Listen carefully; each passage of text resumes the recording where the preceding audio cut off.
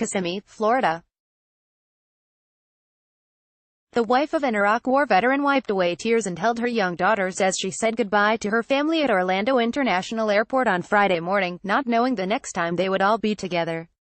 Alejandra Juarez, who entered the United States illegally from Mexico more than 20 years ago, had pleaded publicly for President Donald Trump to stop her deportation.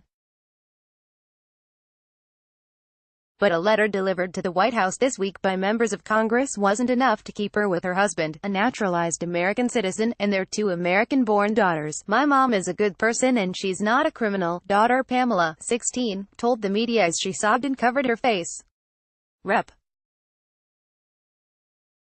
Darren Soto, D. Florida, who was at the airport, said he told Juarez, 39, that he was sorry that she had to be deported under Trump's zero-tolerance immigration policy. "We'll still be pursuing our request to the administration for her case, and we are not giving up despite this anti-immigration rhetoric," Soto told NBC News. Juarez was flying back to Mexico alone, although her youngest daughter, Estela, 9, would later be joining her, said the family's attorney, Chelsea Nowell. "She is on her way to Mexico where she has no support system and knows essentially no one," Nowell said in a text message. Juarez had been living in Davenport, Florida, with her husband, Cuauhtémoc, also known as Timo, and their two daughters. Timo, who describes himself as a conservative who voted for Trump, had written his own letter to the president asking for a reprieve for his wife, reported Stars and Stripes. Juarez said she was escaping violence in her home country when she crossed into the United States illegally. 3 years later she met and married Timo in Florida. "I came here illegally. I'm ashamed of it. I know I did something wrong," Juarez told NBC News in an interview before she was deported. "I seriously thought that was the only exit out of a situation I was living in. I think that saved my life." Timo served in the U.S. Marine Corps and later joined the Army National Guard in Florida. He came to the U.S. from Mexico as a child and was naturalized days before he was deployed to Iraq. The couple has two daughters, ages 9 and 16, both born in the United States. The Office of Rep.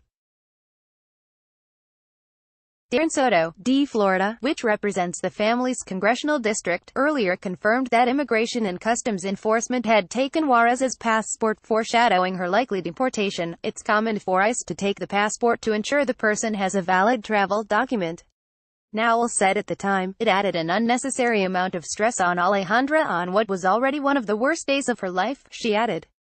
Soto sent bipartisan letters on Wednesday addressed to Trump, the Defense Department and the Department of Homeland Security requesting a stay of removal.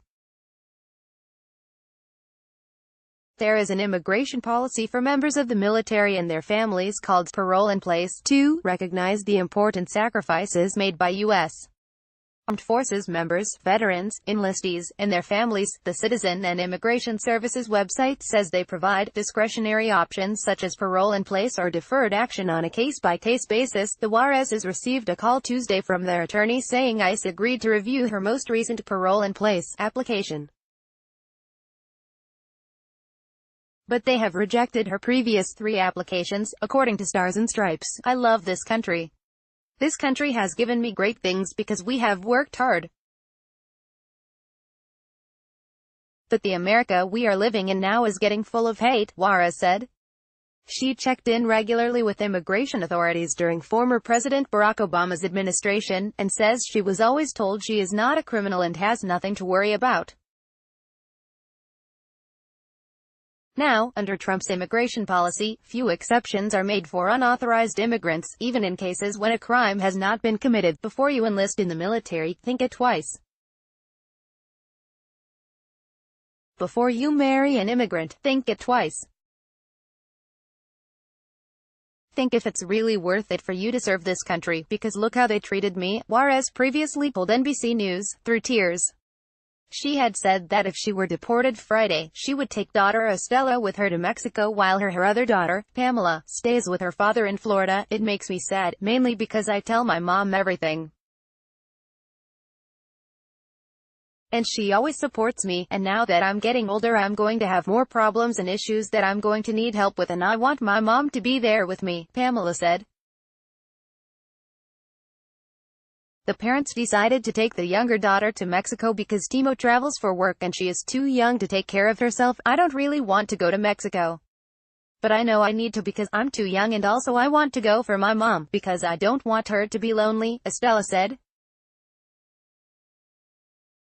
She went on to say what she would tell Trump if gotten the chance. I know my mom made a mistake and it was wrong, but he said he was going to deport criminals. Mom is not a criminal, the girl said. She is a military spouse and a mom of 2 kids. Reporting by Carmen Sesson in Miami, Anthony Terrell in Tampa, and Kissimmee and Eric Ortiz in New York. Video by Jesse North. Follow NBC Latino on Facebook, Twitter and Instagram.